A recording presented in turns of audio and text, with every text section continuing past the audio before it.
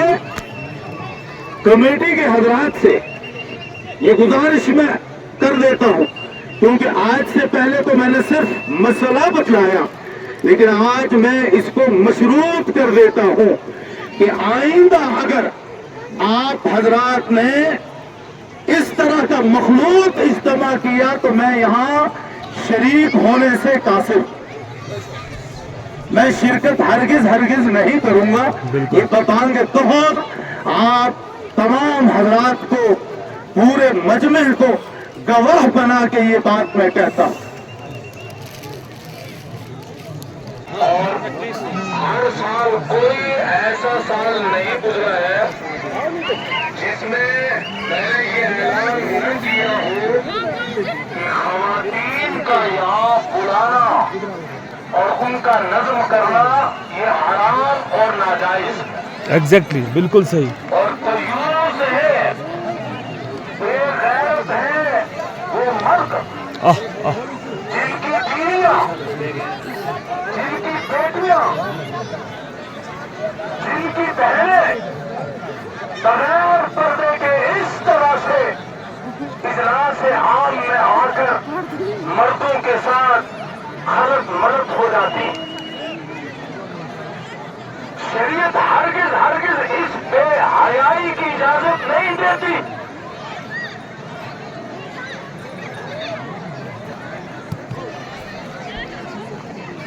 شریعت میں تو یہاں تک ہے، آپ دارالعلوم کا فتویٰ دیکھیے، مظاہرون کا فتویٰ دیکھیے، وعلیکم، ٹھیک ٹھاک۔ جماعت نکلتی ہے ان کے ساتھ تنویر پہ ہے؟ تنویر آیا نہیں آیا؟ ہم کیا پیغام امت کو دینا چاہتے ہیں؟ وہاں صدیقہ کائنات حضرت عائشہ صدیقہ رضی اللہ عنہا بھی بیٹھی ہوئی تھی، اور ہی ٹیڑھی پسلی سے ہوئی۔ ان کو جتنا سیدھا کرنے کی کوشش کرو گے یہ کبھی بھی سیدھا نہیں ہوں گی۔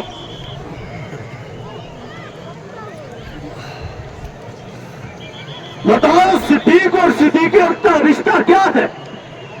صدیق اور صدیقہ کا رشتہ، عائشہ صدیقہ کا رشتہ کیا ہے؟ باپ اور بیٹی کا رشتہ ہے، باپ اور بیٹی کا رشتہ ہے۔ باپ بیٹھا ہے، ساتھ میں بیٹی بیٹھی ہوئی ہے، باپ صدیق ہے، بیٹی صدیقہ ہے۔ نبی علیہ الصلوۃ والسلام نے فرمایا تنہائی میں تم کس طرح سے یہاں ایک مرد اور ایک عورت بیٹھے؟ ابو بکر نے کہا اے اللہ کے محبوب، آپ کو معلوم نہیں یہ صدیقہ کائنات میری بیٹی ہے، میری گفتر؟ تو نبی علیہ الصلوۃ والسلام نے جواب میں ارشاد فرمایا ہاں بیٹی ہی کیوں نہ ہو، لیکن خلوت اور تنہائی اختیار نہ کی جائے، اس لیے کہ جہاں ایک مرد اور ایک عورت بیٹھتے ہیں، خلوت اختیار کرتے ہیں، تنہائی اختیار کرتے ہیں، وہاں ان کے ساتھ تیسرا شیطان ان کو بہکانے کے لیے پہنچ جاتا ہے۔ یہاں ہمارا دینی اجتماع ہوتا ہے، دین کا پیغام پہنچتا ہے، دینی باتیں ہوتی ہے، لیکن جب یہ اجتماع ختم ہوتا ہے، لوگ منتشر ہوتے ہیں، تو ہر سال اس طرح کی شکایات آتی ہے کہ ایک غیر محرم لڑکی اور غیر محرم لڑکا اس کونے میں جا کر بیٹھے ہیں، کچھ اس کونے میں بیٹھے ہیں، کچھ اس کونے میں جا کے بیٹھے ہیں، تو یہاں سے کیا دین کا پیغام جائے گا؟ اگر زنا حقیقی نہ ہوتا ہو پھر بھی آنکھ کا زنا ضرور ہوتا ہے، زبان کا زنا ضرور ہوتا ہے، کان کا زنا ضرور ہوتا ہے، تو وہ کیا کانفرنس ہے، وہ کیا دینی اجتماع ہے، وہ کیا جلسہ ہے کہ جس سے لوگ زنا کا پیغام لے کر جائیں، دین کے نام پہ جمع ہو اور پھر آنکھ کا، زبان کا، کان کا، ہاتھ کا، پاؤں کا، اپنے اعضاء کا زنا کر کے جائیں، اپنا نامہ اعمال خراب کر کے جائیں، اپنے نامہ اعمال میں گناہوں کو بڑھا کر جائیں, اپنا نام اعمال سیاہ کر کے جائیں, اس اجتماع کا کوئی فائدہ نہیں ہے. ہاں میلہ اگر اس کو کہیں گے تو ٹھیک ہے, میلہ سجدہ ہے, پھر آپ 2 دن کا بھی کرو, 3 دن کا بھی کرو, لیکن پھر یہ میلہ ہوگا, پھر یہ جلسہ نہیں ہوگا. اور یاد رکھیں اس میں سے جن لوگوں نے بھی ابتدا کی ہے, خواہ وہ قبلہ سیدھا کرنے والے ہوں, یہاں پتھر رکھنے والے ہوں, یا یہاں جلسے میں آنے والے ہوں, اس کی ابتدا کرنے والے ہوں, اس کا آغاز کرنے والے ہوں, وہ سب کے سب اس میں شامل ہیں. پھر جتنی چاہے انہیں احساس ہو جائے وہ توبہ بھی کرنا چاہے, اللہ کے ہاں ان کی توبہ قابل قبول نہیں ہوگی. اس لیے کہ ابن کثیر کے اندر واقعہ لکھا ہوا ہے حدیث کے حوالے سے. نبی علیہ الصلوۃ والسلام نے فرمایا قوم بنی اسرائیل کے اندر ایک شخص تھا, شیطان نے اسے بہکایا. وہ بڑا زاہد تھا, عابد تھا, متقی تھا, پرہیزگار تھا, ہر وقت ذکر و فکر اور نوافل میں لگا رہتا تھا.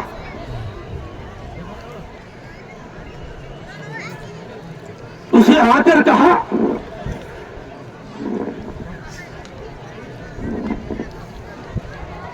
کہ جو پچھلے کر گئے تم بھی سب وہی کر رہے ہو, کچھ نیا کرو تاکہ تمہارا نام روشن ہو, تمہارے چرچے ہو, تمہاری شہرت ہو, تمہاری مقبولیت ہو. تو اس نے کہا ٹھیک ہے, اچھی بات ہے, میں کروں گا.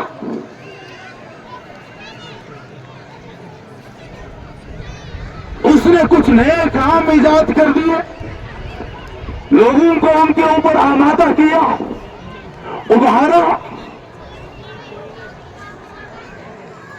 لوگ جوش میں آ کے اس کی بتلائی ہوئی وہ ساری باتیں عملانے لگے, ان چیزوں کو اپنانے لگے.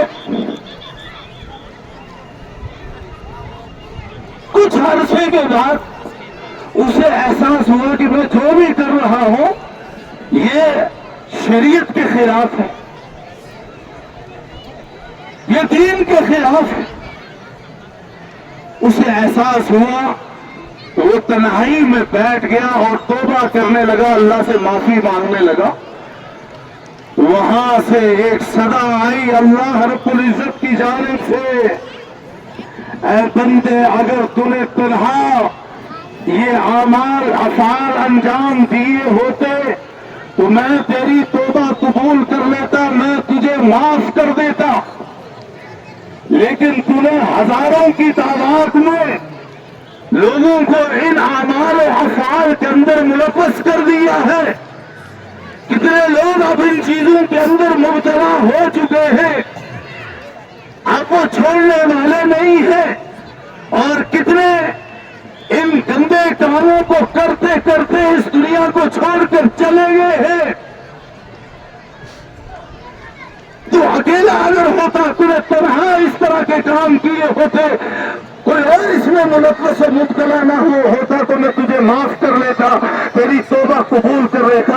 لیکن اب ہزاروں لوگ اس میں مبتلا ہو چکے ہیں, اب تو جتنی چاہے توبہ کرے تیری توبہ قبول ہونے والی نہیں.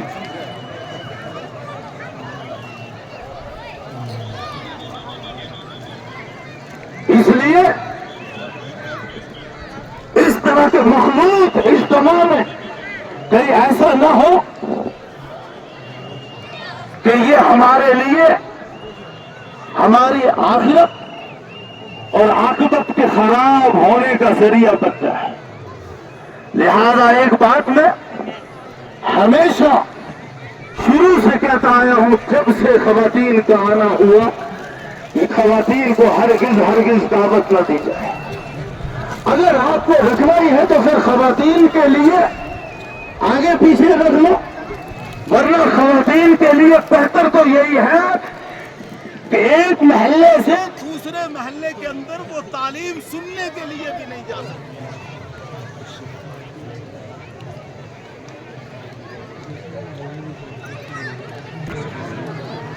اور یہ باتیں تو ذمہ داران کو سننی چاہیے, قاری جاوید صاحب کو بھی سننی چاہیے. وہ کہاں چلے گئے؟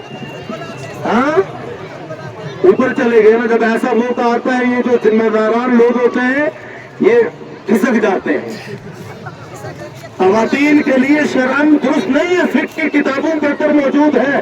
اگر وہ تعلیم سننے کے لیے بھی جاتی ہیں تو ایک محلے سے دوسرے محلے کے اندر نہ جائیں, اپنے محلے کی ہی خواتین جمع ہوں اور وہ تعلیم کریں اور کوئی غیر محرم وہاں نہ آئے.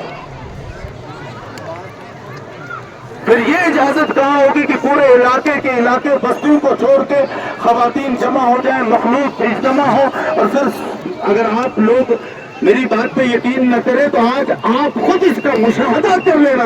جب اجلاس ختم ہوگا تو اس کے بعد دیکھیے گا کہ کس طرح کے مناظر ہوتے ہیں. ختم ہونے سے پہلے یہ حال ہے تو ختم ہو کے کیا ہوگا؟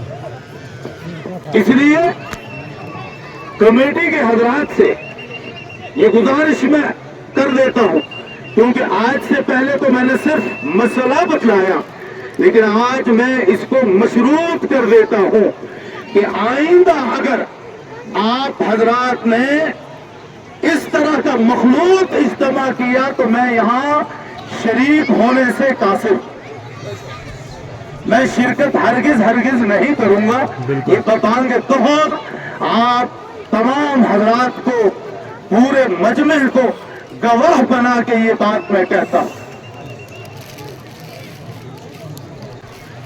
کسی اعتبار سے بھی بندہ گناہ سے نہیں بچ سکتا. کتنا نگاہوں کو بچائے گا, اس کے باوجود کہیں نہ کہیں کوئی خاتون نگاہوں کے سامنے آ ہی جاتی. بد نگاہی کے گناہوں کے اندر لوگ مبتلا ہو جاتے, اور یہ نگاہ شیطان کے تیروں میں سے ایک تیر.